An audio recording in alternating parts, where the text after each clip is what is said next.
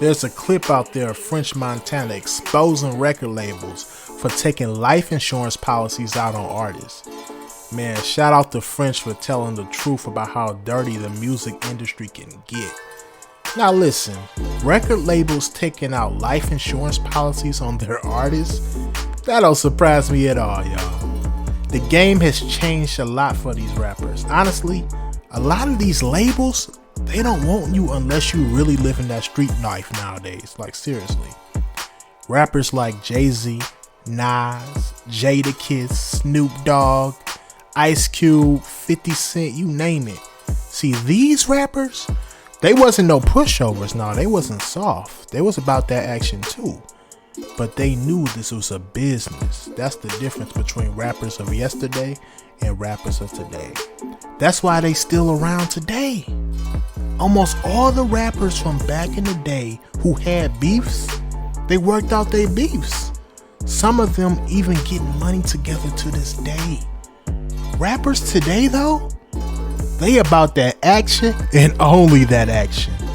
That's why these labels cashing in. A lot of people who really run the show could care less about the music, y'all. It's all about the numbers to them. Honestly, so who do y'all think these labels about to sign the majority of the time? Are artists like Kendrick Lamar, J. Cole, artists who really value knowledge and ownership, stuff like that? Or some artist who barely knows anything about publishing, masters, and already has a whole bunch of beefs already? Clearly the latter, right? Because they know there's more instant profit, like a return on investment right away for them with that type of artist. They can own that artist's masters, they publishing, they merch, they can even own that person's actual name. That's right, they can own their actual name and likeness in perpetuity. And for those of y'all that don't know what perpetuity means, like Andre 3000 said, forever, forever, ever, forever, ever. Yes, it means forever. See, a lot of these rappers ain't as game goofy as they used to be because of the internet. See, information about how the music business works, it travels fast today. The average rapper at least knows how valuable owning their publishing and masters is. This is forcing these labels to sign street dudes who really aren't rappers. You actually hear a lot of these artists today brag about how they actually not a rapper. Sure, they might can rap a little bit, but compared to artists who really take this thing seriously, it's a night and day difference, y'all. Now, I hate to sound insensitive, but this is really a signed artist issue. I mean, us independent artists, especially the really successful ones, we not out here beefing like that, nor do we have big corporations benefiting from our demise. This is why I tell a lot of y'all, stay independent until you build enough leverage. Then if you do want to sign, it makes sense.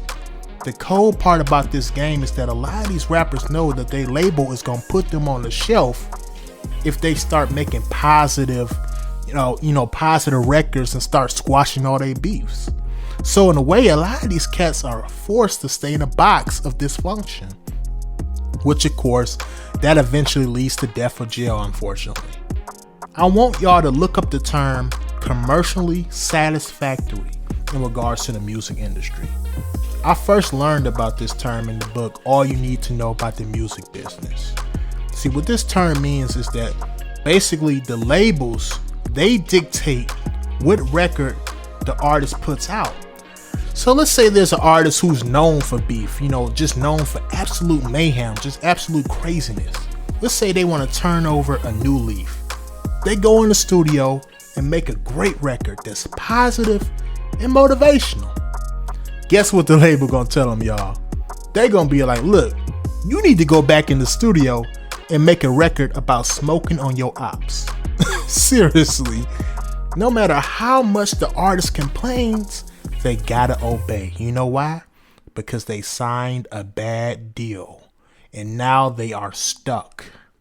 As far as labels taking out life insurance policies though, I do think that should be illegal. I mean, honestly, after learning as much as I have about the music business, I think a lot of stuff should be illegal. See, my theory is, and I could be wrong, but just rock with me on this, y'all. I think a lot of these lawmakers, they just don't know how the music business works. See, it's hard for people like that to truly grasp the concept of controlling intellectual property. You understand what I'm saying?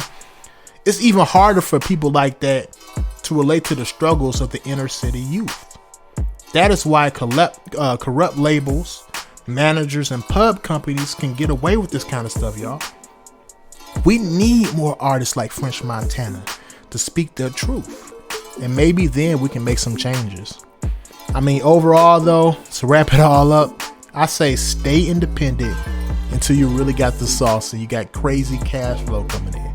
Then you won't end up in a predicament where a label is using you as a crash dummy.